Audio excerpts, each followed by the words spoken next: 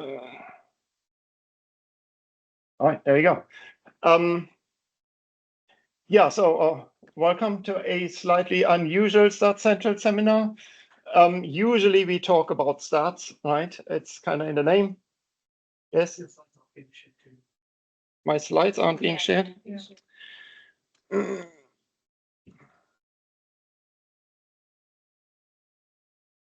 See the problem? Let me get this over here. Bear with me for 1 second.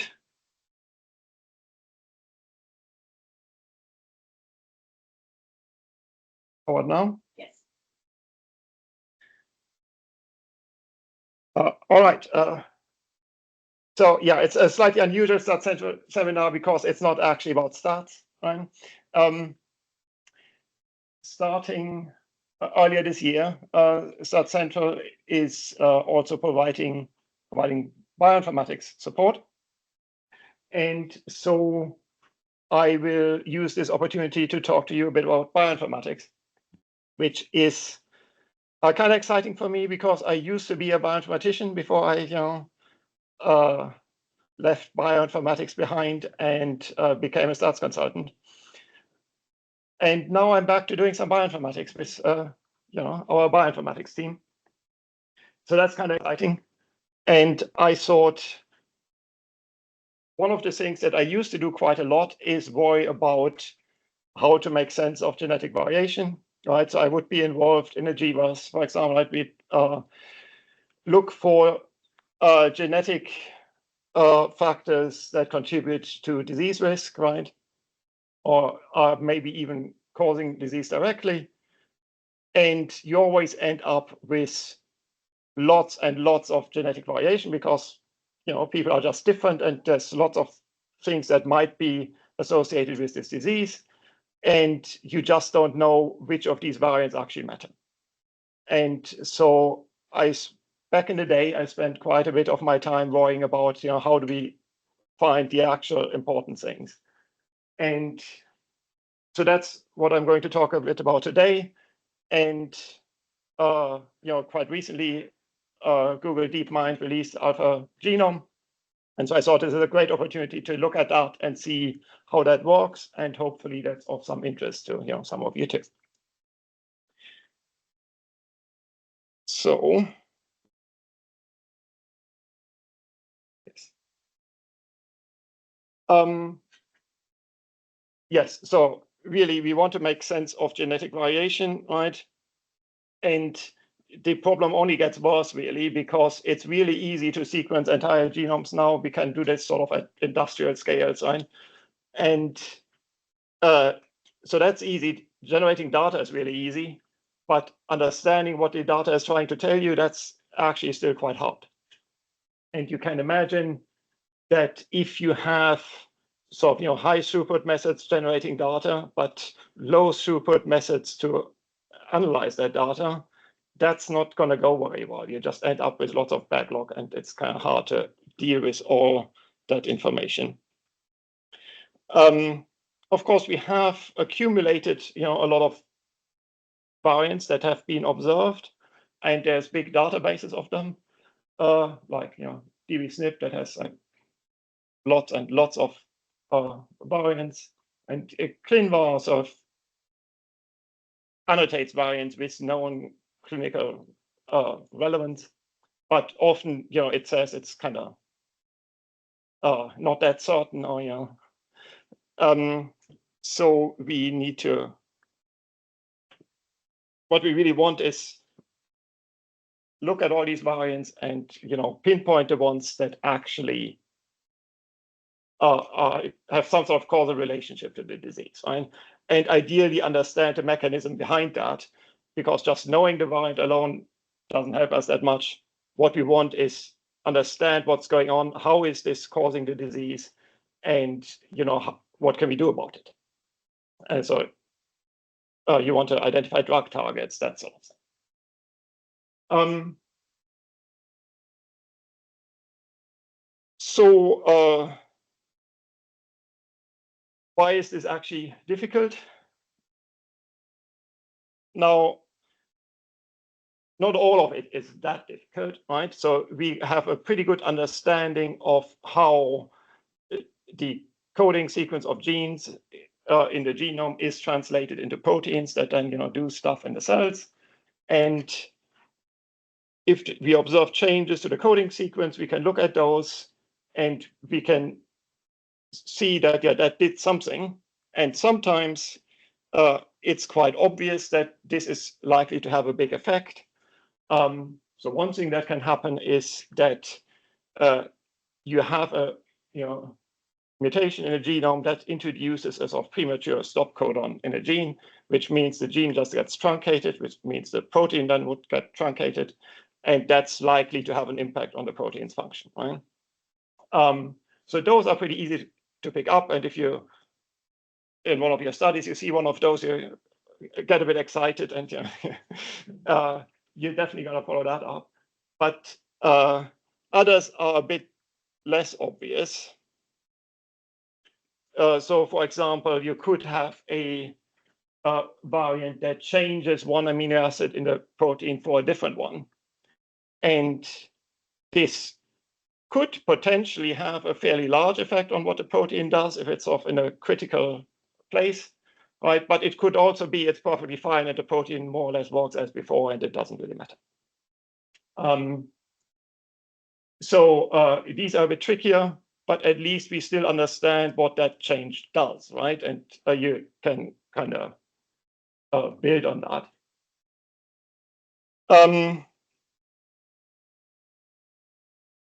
But most of the genome is actually not coding for proteins, right? It's like 98% of the genome is not coding for proteins. And naturally, that's where you find most of the variants, right? So what do we do there?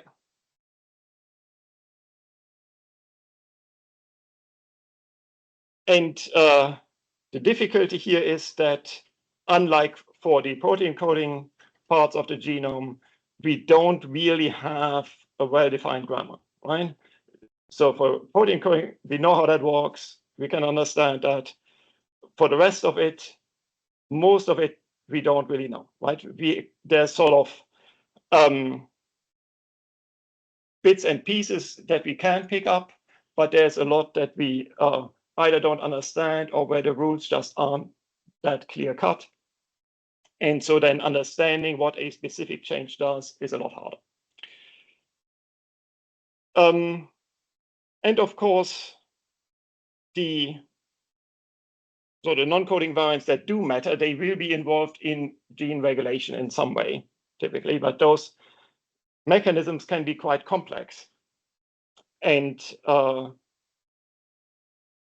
the parts of the genome that regulate the expression of a given gene may be far away from that gene. So you can't even tell by proximity necessarily which gene this even affects, right? So that all makes it quite difficult. And if that's not difficult enough, there's also the fact that you'll observe lots of variants and variants that are sort of in the same region of the genome tend to be highly correlated with each other. So then when you look at associations between the occurrence of those variants and the phenotype you're interested in, you just can't tell the difference, right?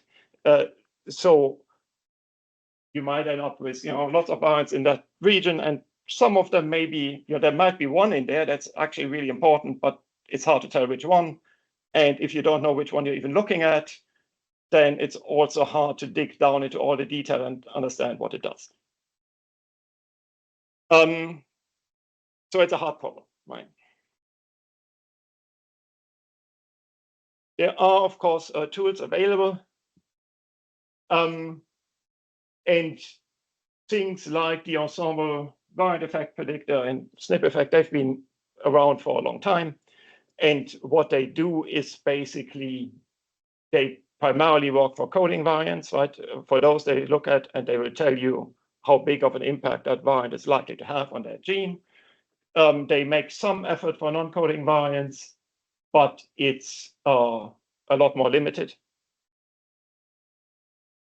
And that is because these are based on rules that decide, is this variant looking important or not? And for the non-coding variants, you mostly don't know the rules.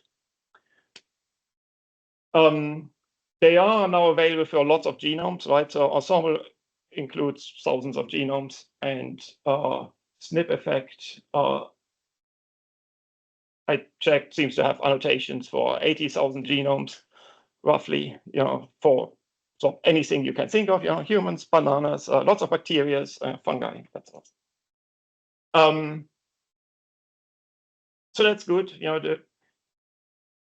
The chances are pretty good that they can tell you something about variants for the genome you're interested in.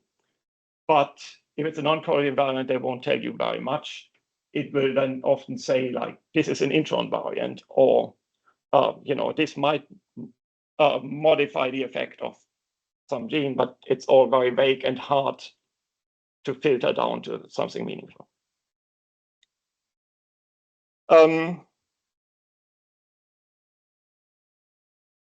There also are various deep learning tools available that try to do this, and try to do this specifically for non-coding variants where it's a problem.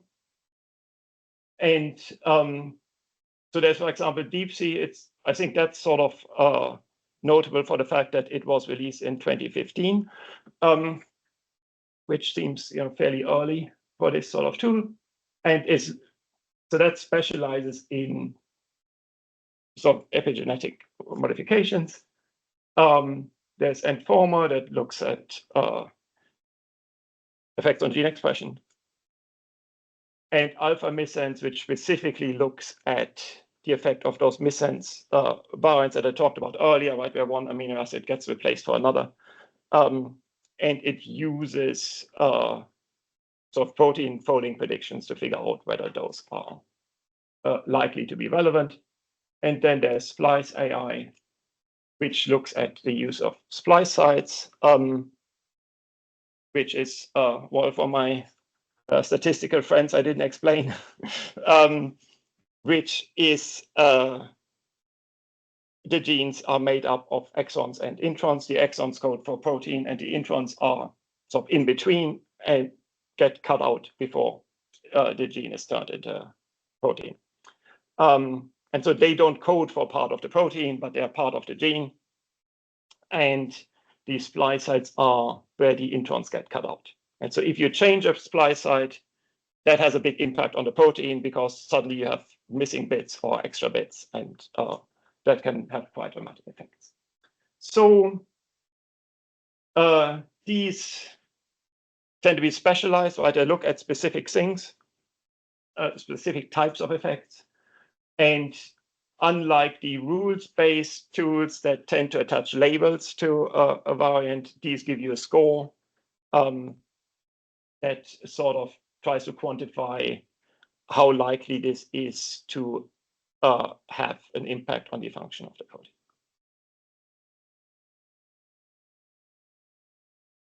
And these deep learning tools, they can potentially give you answers, or sort of a ranking of variants in situations where the more traditional rules-based tools can't, right? And that's really useful. So they can be really useful for those applications, but they do come with some limitations. One of the biggest ones probably is that they can only process so much sequence at once, right? And so they generally operate by looking at a sort of smallish window of genome, and then consider what's going on in there. And obviously, you look at the location where the variant is, right? But if you're interested in whether this does affect gene expression, you can't really tell whether it affects genes that aren't inside the window.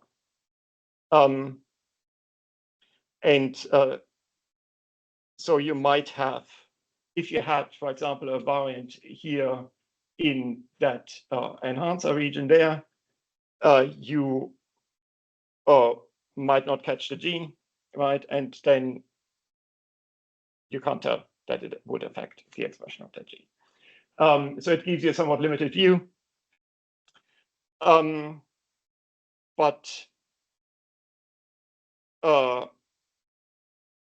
when things are sort of located close enough together, they can give you predictions that you otherwise would completely miss.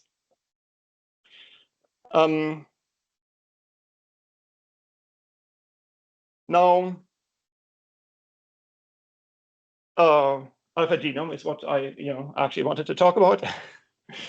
So AlphaGenome is a new tool released by Google recently. And unlike these other tools, it's trying to do everything, right? It's not just predicting gene expression or splicing or epigenetic modifications. It's predicting all of them. So it does predict output for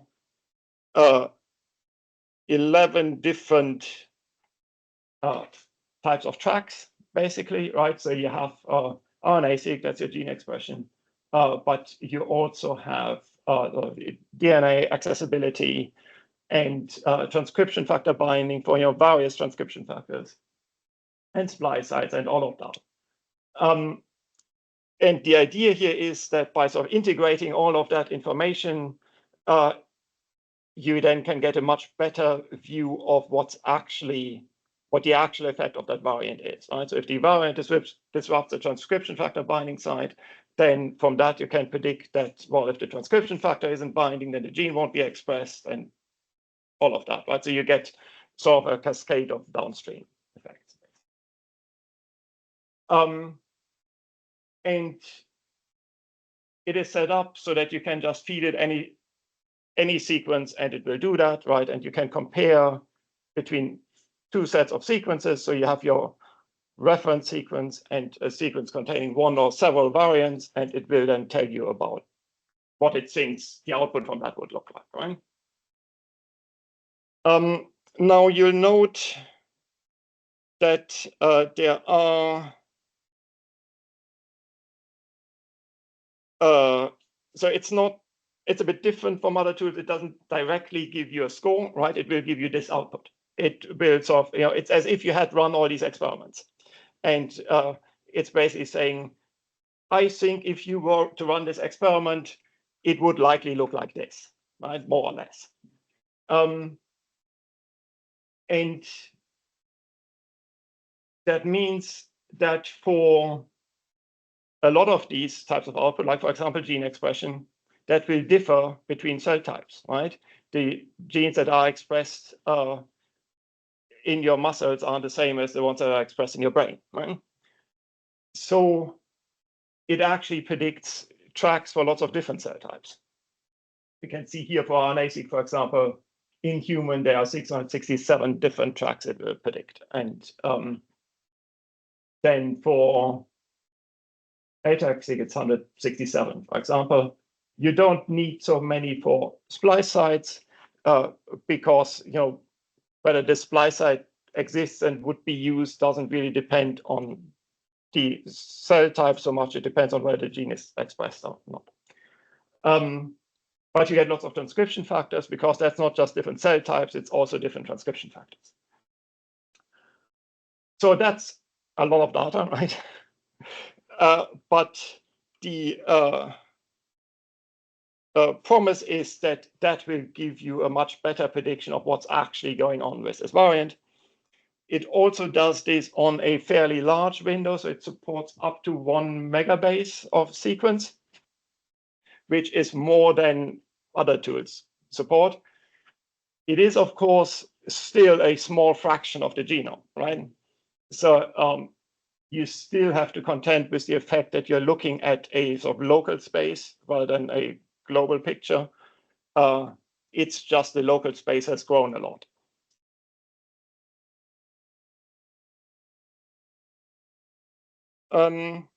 Yeah, and it does, well, if you know about how these sort of AI models work, then you might be excited about these sort of techniques they use to actually make this happen. Personally, I don't know that much about it, so I'm less excited, I guess. But there is a sort of clever setup that allows information from across this window to be integrated, basically, without having, and so, being able to direct the attention of the model to the bits that matter, I guess. Yeah. By using the data from the coding database, they got over, I think, 50,000 or 500,000 genomes for people, different diseases. Is it using that data from that source to work out prediction? I don't remember where exactly the data came from. It might be. Because it's one of the biggest in the world. Yeah. Yes, it is. Yes. People look at that and look at, Yeah. Usual, I suppose it's just learning, I suppose. But you have this certain defect of, well, this genome change, it predicts this type of disease. So it's just comparing. Yes. Give you a guess, I suppose. Yeah, it's certainly based on a lot of data from a lot of studies, right? So you can see if you have, this sort of thing in the transcription factor binding, then the gene expression looks like this, and yes, yeah. So there are a lot of data went into this.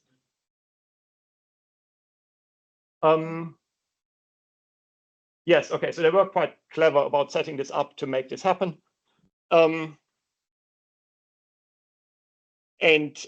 yeah, as I said, there's quite a lot of tracks for all these different types of output. But it only supports human and mouse, right? So if you work on slightly more exotic genomes, it's not much help, right? But if you work on humans, it's there, right?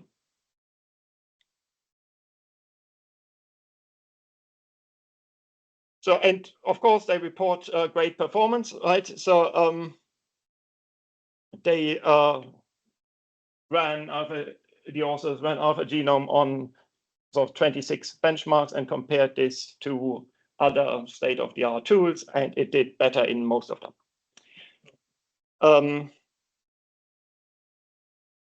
And it promises to have good capacity to find causal variants, right? This is the problem where you end up with lots of variants that are associated with the phenotype you're interested in, but not all of them are actually relevant. Some of them are just sort of tagging along.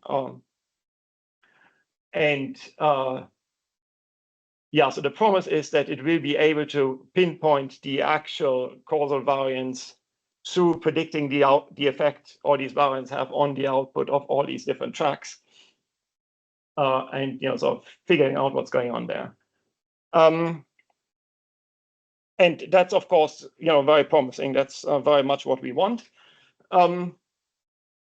So this sounds great, right? But of course, when you develop a tool, that's what you would say, right? Nobody ever publishes a paper saying how terrible their new tool is. So I really wanted to go and check myself, right? What is it actually like working with this, and how well does it do on some examples that I pick rather than the authors? So the first thing, of course, is to get AlphaGenome up and running. And I'm not going to show you any code or anything, but there are some links here if you want to go and do it yourself. These will get you started, right? So it's a Python package that you install, and you need to get an API key so you can connect to the servers and get them to run your stuff, which requires a Gmail address, right? That's sort of the only condition here. And then there is documentation and getting started sort of tutorials that get you going, and then you can go from there, which is very much what I did, and it was fine. It's free for non-commercial use, so you can go and play with it as much as you like, or use it for your research. I do think that the query rates you get you might find them a bit low if you have large volumes of variants, right? If you have like millions of variants that you want to get output for, maybe it's not so great. But if it's a bit more targeted, I think it'll be fine. All right, so let's look at an example. So this is actually an example from the paper. So I thought I should check that I can reproduce what's in the paper to make sure I do it right. So this is a variant in the ALPA4 gene, which changes its gene expression. This up there are sort of RNA-seq profiles from 2 sets of samples that that are homozygous for the reference or the variant, and you can see that the variant carriers basically have no expression. And so that's real data. And if you go and present these 2 alleles to AlphaGenome and tell it to predict RNA-seq output from that, what you get is this, which actually looks pretty similar, right? I mean, it's not identical, obviously, but it's close enough that you would pick up this effect, right? And that's really all that counts. So that's pretty promising, right? It did a good job there. I do suspect that the data, the actual real data was in part of the training data for AlphaGenome, so maybe it's less surprising, right? But still, this is exactly what you want to see.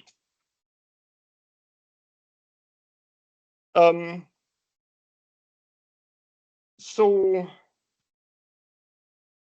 that's promising, but also maybe sort of an easy example, right? So I was looking for something that's a bit more challenging to see how far we can push this. And so the goal here is to pick some variants that have well-established sort of clinical significance, right? Where we know the variant is related to some phenotype that we actually care about. And a lot of work has been done to establish what the mechanism is, how all of this works. So we are confident that we understand the biology, right? Then hand this variant to AlphaGenome and see what it does.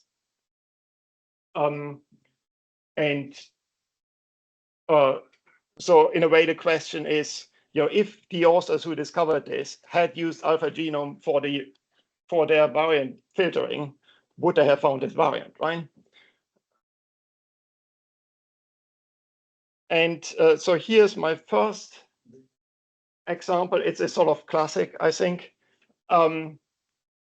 It has been known for quite a while that the region of the genome that contains the FTO gene is associated with obesity. And for a long time, it was unclear what the actual relationship is and how all of this works. But basically, there is a bunch of variants you can't see it if I point at this screen, but a bunch of variants in the FTO gene here,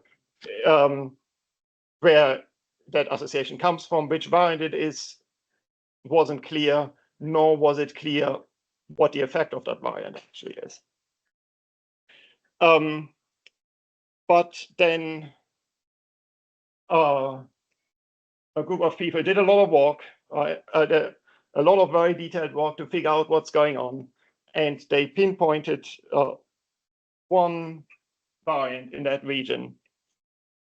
They looked at chromatin structure and sort of how gene expression varies in response to these different variants, and what's going on with regulatory regions and all of that, and eventually using CRISPR were able to prove that it's this variant, and actually it affects the gene expression of IRX3 and IRX5, which are some distance away over here, right?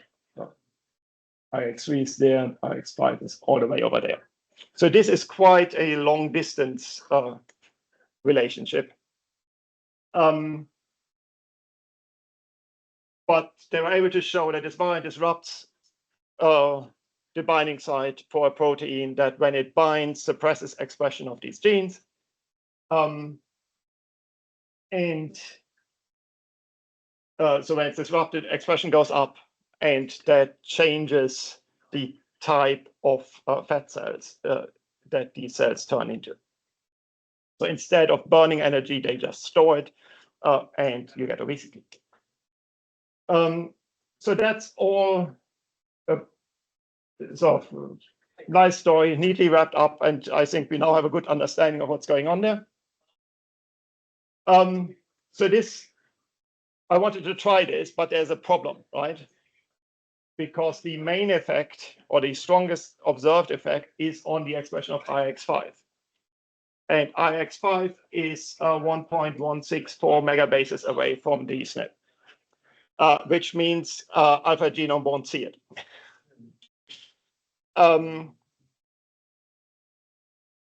But there's also an effect on IX3, and that's close enough, so we can look at that, right? And if indeed things work the way we think they do, and the variant affects expression of both genes, then that should still be fine, right? So we should be able to find this. There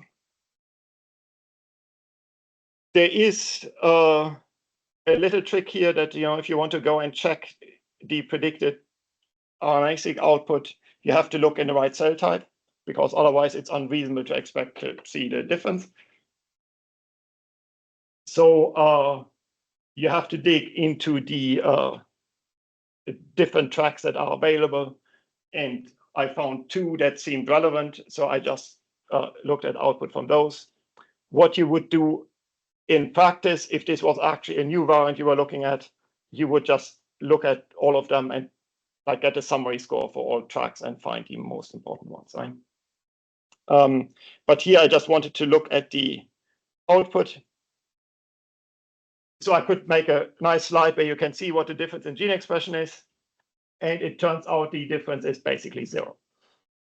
AlphaGenome predicts that there's no difference in expression of IX3 in response to this variant. We know that in reality, it's about a twofold difference.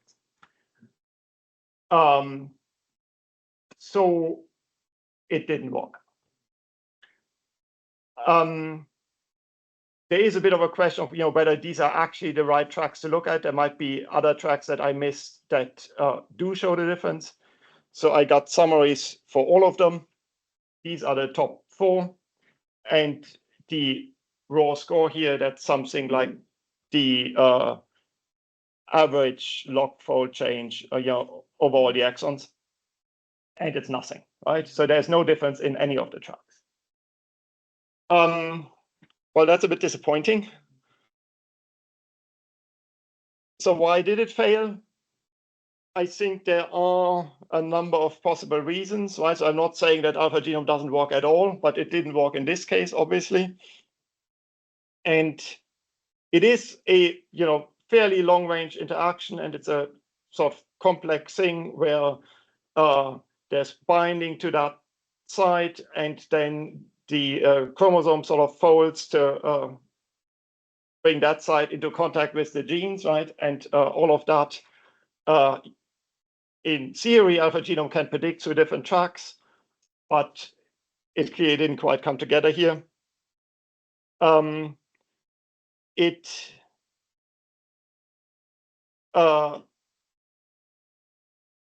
also looked to me as if AlphaGenome doesn't have transcription factor binding tracks for the relevant transcription factor, so it might just be missing a link in the chain there. And I don't know whether there's contact maps for the right cell type.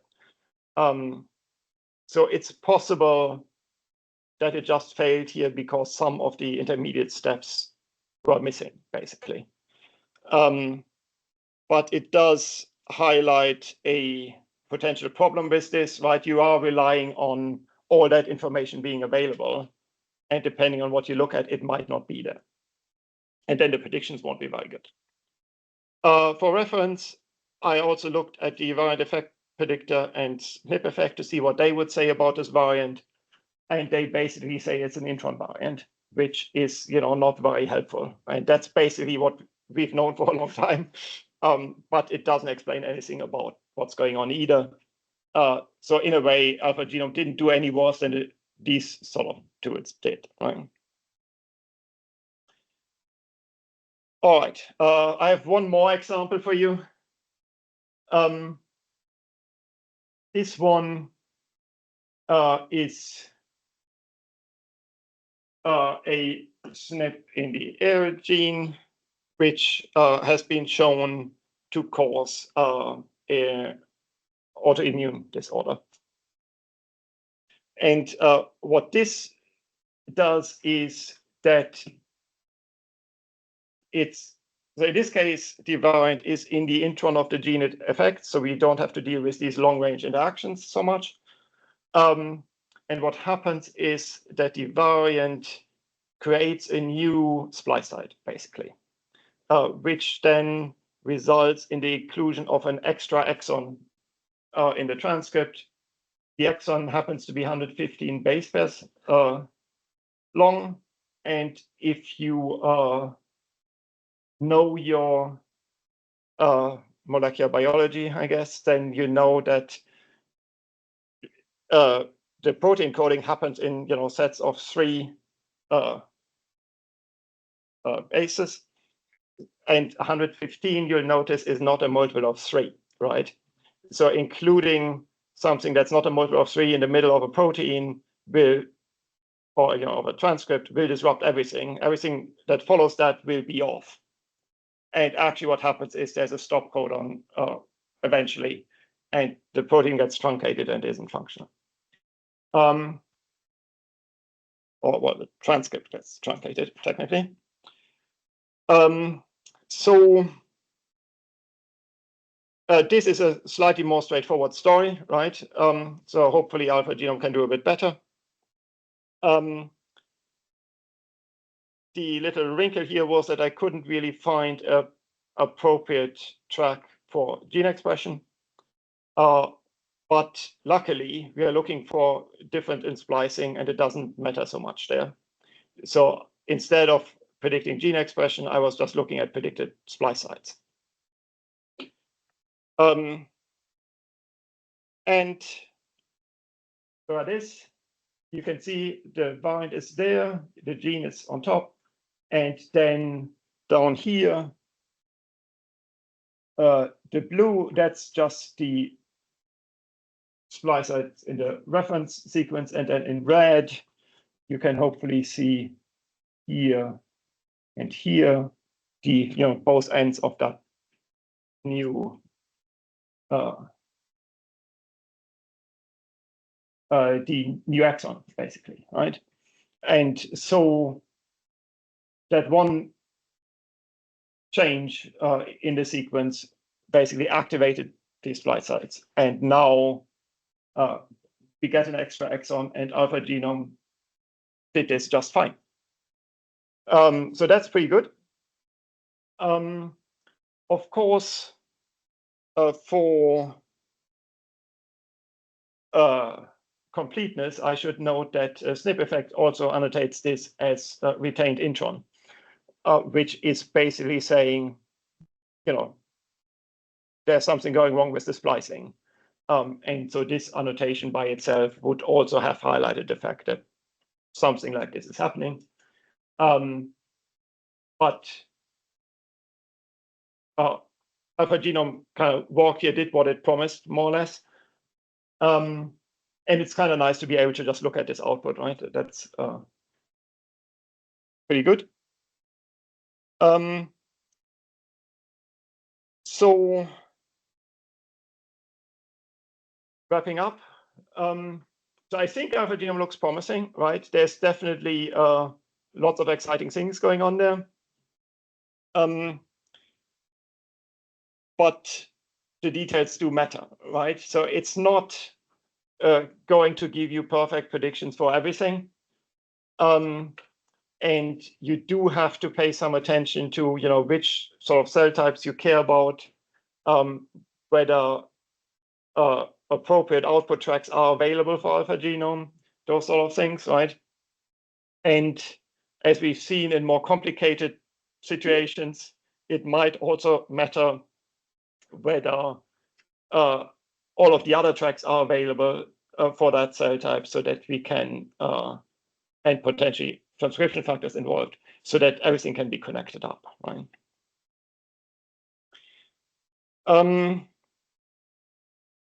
Yes, but I do think it promises to be quite useful in situations where it works, right? And of course, the answer here is to use this like you would use any other sort of variant annotation or filtering tool, where you use it to highlight things that look particularly promising. That doesn't necessarily mean that the things that end up with low scores are meaningless, right? So you have to kind of weigh this up a bit, but you can prioritize the things that you do find that do get highlighted with functional effects. And yes, obviously the sort of sequence context still is a limitation. It will be a lot fewer cases than if you looked at, say, 100 kilobases or whatever, but it can still catch you out, right? So be mindful that it's only chunks of the genome you're really looking at.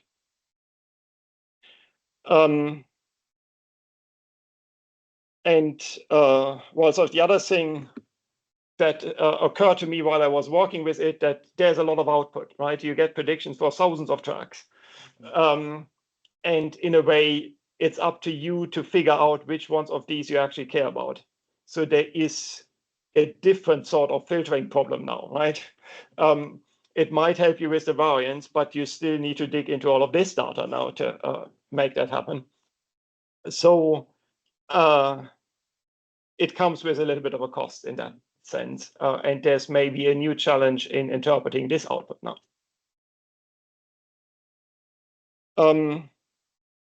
And I think that's all I have.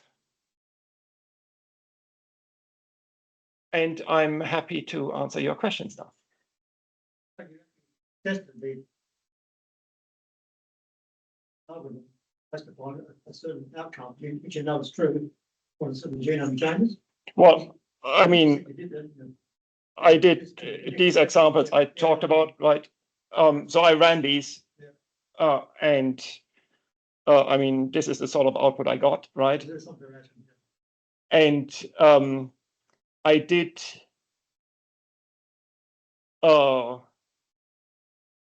have a bit of a mixed experience, I guess, right? So I mean, my conclusion from that sort of is that if it works, right, in cases where it works, it can highlight the important variants a lot faster than previous tools would have, right? Where you might not know until you've done a lot of lab work. Does AlphaGenome give you a probability statistics of certainty, like a 50% correct, 80% or 100%? Percentage accuracy at all, or just simply say, this is my result, take a leap at it. Yeah, so what you get is something like this. Yeah, the raw score, yes. Yeah, so you get the raw, so there's also a slightly transformed version of that, but you get a score that you can use to rank the variants, basically. So if you knew, for example, that you are interested in the effect that this variant has on the expression of various genes, I mean, you can do this for lots of genes. If you want to in, say, liver, then you would go run something like this. You can run this for hundreds, thousands of variants, and so this one looks not so promising, but another one might give you a score of something much higher, and then you would consider that to be a promising candidate, I guess, right? So I mean, in that way, I think you can use it like you would use other variant annotation software, but you then still need to do filtering, and in doing that filtering, you might want to consider, what sort of tissues these tracks correspond to and whether they are relevant for, or where you think they are relevant for the thing you're studying. Because I do think there's a bit of a sort of multiple testing issue here, right? You generate predictions for a lot of things, And maybe it's not that surprising if some of them look a bit unusual, right? So there's a risk of false positives there too, I think, yeah.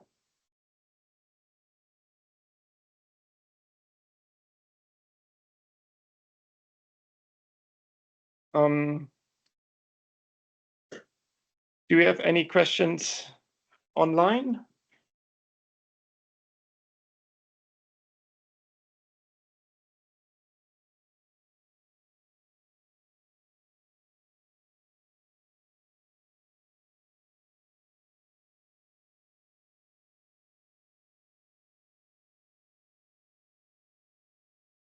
I mean, if you do have questions, you can put them either in the chat or unmute yourself and talk to us.